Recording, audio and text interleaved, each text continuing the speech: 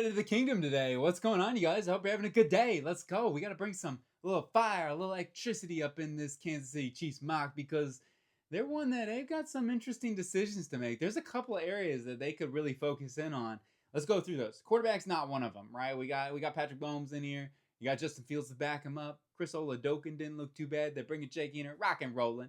Wide receivers, where the first conversation starter begins to happen. What do they do? And the biggest thing that I feel like they needed, other than run game, was the lack of separation in man-to-man coverage. That they just, the teams were like, "Hey, I'm just going to line up man coverage, man-on-man, and we're going to beat you down," and they did. And that's something that Brett Veach is going to have to address. I could see it being a first-round address for this football team. Wouldn't shock me. If Jordan Tyson didn't have the injury concern, I would just say take him at 9 and call it a day. It would be pretty simple for me at this point. And Mekhi Lemon's also a really good one to watch out for. I think he'd be a great pick as well. You got Thornton, you got Rice, you got Worthy, you got Royals going to year number 2. But besides that, I do worry about this wide receiving core and trying to improve that. Rajee Rice going into a contract as well. He wants to get the moolah from what I hear. Running back, not a need. You got K9. I think he can take this room and completely elevate it to that gear that they're looking for. Not to mention, you got Emari DeMarcado as well as Bashad Smith. And then moving on to the tight end position here. Travis Kelce, Noah Gray, your 1-2 punch right now. Maybe Jake Brennanstool can get something. You got Jared Wiley and Trey Watson. They could draft somebody, or third, fourth round makes a lot of sense. Kenyon Sadiq certainly would be a fun option. I just think there's some other areas they've got to address too on this roster that make it a little bit challenging. If Sadiq is the best player on the board, though, or if they trade back, that would be a great option too. I just think that maybe third, fourth round with the value in the depth in the class is where I am looking at here, or you wait it off a little bit longer too. Offensive line. This is one of those areas as well. It's kind of like if best player available is Francis Mauigoa or Spencer Fanu, I'm not holding that against. I would be really happy to get one of those guys to secure that right tackle position for the future. Jalen Moore did play good, in my opinion, when he was out there in the, week 10 range somewhere. He played for a few games. I remember watching those. He was good. He did get injured, though, and you had guys like Isaiah Pauley and Godrich play. And actually, Pauley did a pretty good job holding that down. I will be still considering tackle here. Third, fourth round right now makes a lot of sense to be able to draft, develop with Jalen Moore just on 1 year left on his contract. On the interior looks good, too. No worries there. On to the corner and the defensive side of the ball. This is a need, no question about it. But if there is one position, Steve Spagnuolo and Brett Veach, that I feel comfortable with, it's this cornerback position for them to figure it out. You got Noah Williams, Christian Fulton to be your figure on outside starters. Christian Wallace to start in the slot. And they'll rotate, of course, Chamari Connor. He's really more of just like a run defender blitzer type, in my opinion. He's just not very good in coverage. I think Wallace is way better in coverage. You got Kader Coho, but the injury situation is something where we'll see what you can get there. But Coho's a good player. Just he's injured and is dealing with some knee issues, I believe. You got Kevin Knowles, great special teams. But they will have to address cornerback, no doubt about it. We can do that. Safety, they'll just need some depth here. Jaden Hicks, want to see him iron out something, get a little more polished, a little bit more consistent. He was bad at the beginning of the season. I thought he played way better at the end of the season. You got Aloy Gilman comes in. I think that should be a nice sign. He kind of fits that Spagnuolo type, like smart, instinctual guy. Maybe not an elite athlete, but he'll help you out. And Chamari Connor, of course, can play a little inside and up top as well. Linebacker is something I would look at. Jeffrey Besa, I would have loved to see him play more this past season to get more of an eye on him and feel more comfortable on that scenario. But in this case scenario, I would definitely say go ahead and draft somebody in a good linebacker class. Drew Tranquill, Nick Bolton figured to head up this room. You got Cole Christensen. I think they'll look at drafting somebody who can be more of a coverage player. That would be something that I would look at because Bolton is not a coverage player. So finding a good complement would be really, really nice. And Tranquill going into the last year of his contract. Defensive line now, I love the Kairos Tonga signing. I think that was excellent. You pair him up with Chris Jones. This allows Omar Norman-Lott to be a 3-tech rotational player rather than a 1-tech type of dude. Just didn't make a whole ton of sense in that regard. Norman-Lott is a much better pass rusher. And adding in Tonga is going to help you out in that regard so much. But finding some depth here is certainly of need. Edge rusher-wise, they need some help here. You got Big George. You got Ashton Gelati coming into year number 2. Felix Inu-Dike Uzama at this point. It's just house money. Anything you can get would be great. But besides that, this is a big need. This is an early need in the draft, so we'll be looking at that for sure. Kicker, could they add some competition? Absolutely. Bucker's contract is still there. But anyway, you got Matt Horizon as the punter.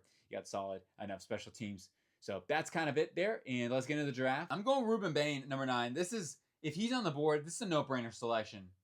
I'm a Jets fan, and if he was on the board at 2, which he should be on the board at 2, unless the Raiders do something crazy, I would take Ruben Bain at 2. I think he's that good of a football player. I do think he is arguably the best player in the draft. He didn't have the most upside in the draft, but upside is always a term that gets used and thrown out there all the time. Ruben Bain is a player where it's like, I know I'm going to get a really, really good football player, and he's going to come in day one and be an immediate like 7 to 10 sack guy, is my view on Ruben Bain. He's going to be a good run defender too. But the power profile he possesses, he gives him such a high floor. I don't care about the T-Rex arms and stuff like that, but just looking at this from a realistic perspective, I think Bain is going to go lower. And looking at mock drafts and stuff like that, it's like he's going in this sort of range. Dane Brugler put him at 9 on his big board, so I think it is not a stretch from seeing it out there. So Chiefs, if you can get him here at 9, run to the table, and then later in a couple years, you can laugh at all the other teams that passed up on Ruben Bain. He's juiced up Ruben Bain with Batman coming out here. Exactly what they need. Spags type as well. Could play inside out too. Avion Terrell is going to be my next pick. This was just a scheme fit. I think him, Brandon Cisse, would make a lot of sense for Steve Spagnuolo. Get him at the line of scrimmage. He certainly can play bump and run coverage. He's really feisty in run defense. Just think he fits the bill. He can play inside-out versatility as well, so it's like at Fulton and Noah Williams. You want to keep those guys on the outside, then put Terrell in the slot. I have no issues with that. It's a dream fit right there. Jeremy Bernard, a wide receiver from the Alabama University. I'm sorry, Ohio State fans, but Alabama, Crimson Tide.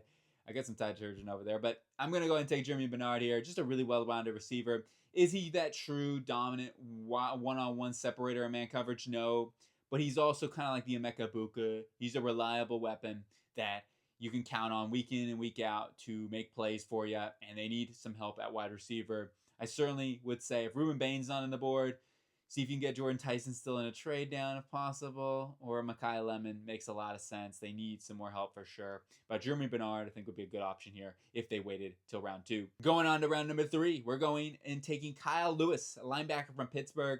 He's that coverage linebacker that I think would be a great pairing with a guy like Nick Bolton for the long haul. Building something like that would be a really nice tandem, a 1-2 punch. Then we got Oscar Delp, a tight end from Georgia, who is very underrated in my opinion, and somebody that the athleticism is there. I think it's just production is going to be his big hindrance, and the fact that Georgia didn't really utilize him in that regard a whole ton. But as a receiver, when he got his opportunities, I thought he really did a good job. I think he's a better blocker than he gets credit for as well. He's got adequate size to play in line as a true Y and outside as a mismatch guy too. Really do think that Oscar Delp can be a really good developmental tight end for this team. And we got McEltaff from Texas. He is your definition of like a Rudy type of player from the Hook'em Horns. He is going to be somebody that is instinctual, makes plays. He's just not the most athletic, and that's the Spagnuolo type of dude. I would love to see them get some more range out here. It just seems like that they value more of these type of guys, and I understand it. It works. It's something where you feel confident in it. You got Isaiah World with his next pick here in the 5th round, going to be a developmental player. He's going to probably have to redshirt a little bit too. He does have right tackle experience, though, and they're going to back Nevada. And that's kind of what I'm looking at here, is trying to find somebody over there to be able to develop behind Jalen Moore for a season. But he'll have to redshirt more than likely with the ACL and timeline and stuff. Then we got DeMonte Capehart, a big, strong, long, and bull Russian type of dude that can hold the point of attack. Can be another rotational 1-tech, and also do a little 3-tech as well. And then finally, we finish it up with Thaddeus Dixon from North Carolina. Bill Belichick, you know this guy's for sure. And I think he can play a little bump and run coverage up there. Smooth athlete. Not a crazy athlete, but a smooth athlete. And can do a lot of things for you. And run defense as well. Just kind of getting some more depth in the cornerback room, because it is a little thin out there. And trying to draft and develop some of these guys. That is it, though, for the Kansas City Chiefs and this mock draft. And certainly let me know what you think. Put your mock drafts down below if you got one. I hope you guys have a really good day. And I'll be popping and talking. Keep it out there rocking.